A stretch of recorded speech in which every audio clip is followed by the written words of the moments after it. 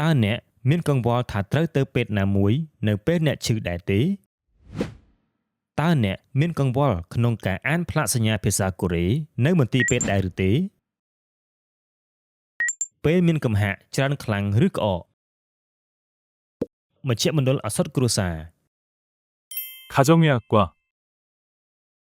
មជ្ឈមណ្ឌលត្រចៀកច្រមុះនិងបំពង់ក 이비인후과,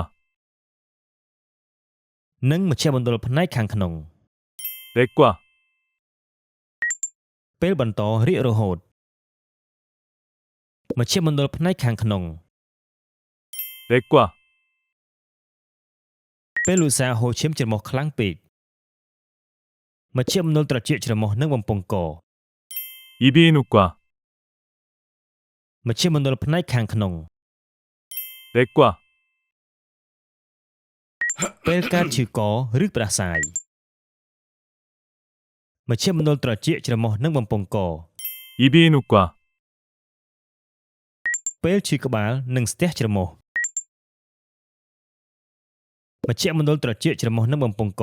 이비인후과, ពេលមានកំទេចចូលភ្នែកឬស្រវាំងភ្នែកមជ្ឈមណ្ឌលចក្ខុប្រសាទ 안과, ពេលភ្នែកអស់កម្លាំងនិងភ្នែកកាន់តែខ្សោយមជ្ឈមណ្ឌលនៃគ្រួសារ 가정의학과, និងមជ្ឈមណ្ឌលចក្ខុប្រសាទ 안과, ពេលមានសន្លាក់ឬឈឺឆ្អឹងមជ្ឈមណ្ឌលឆ្អឹង 정형외과, ពេលឧស្សាហ៍ស្ពឹកដៃជើងមជ្ឈមណ្ឌលវិកលវិទ្យា 신경외과, ពេលកើតជំងឺរន្ធគូតឬជំងឺរឺដងបាតឯកទេសវះកាត់ 외과, ឯកទេសវះកាត់តូច 항외과,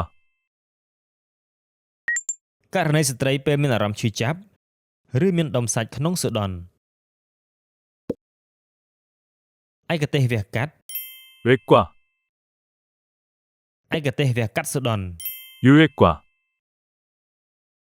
ពេលកើតកន្ទួលក្រហមនិងឡើងអង្គែកាន់តែច្រើនភ្លាមមជ្ឈមណ្ឌលស្បែក 피부과,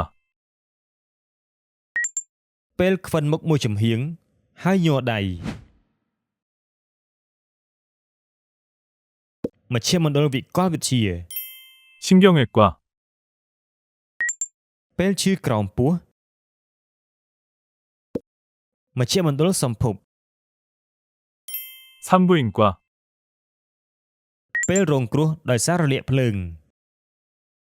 មជ្ឈមណ្ឌលឆ្អឹង 정형외과, មជ្ឈមណ្ឌលវិកលវិទ្យា 신경외과, និងមជ្ឈមណ្ឌលស្បែក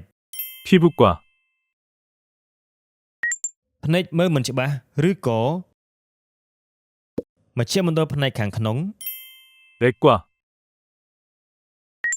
ដូចជាចង់ដួលហើយមិនអាចផ្ដោតអារម្មណ៍បានមជ្ឈមណ្ឌលវិកលវិទ្យា 신경외과,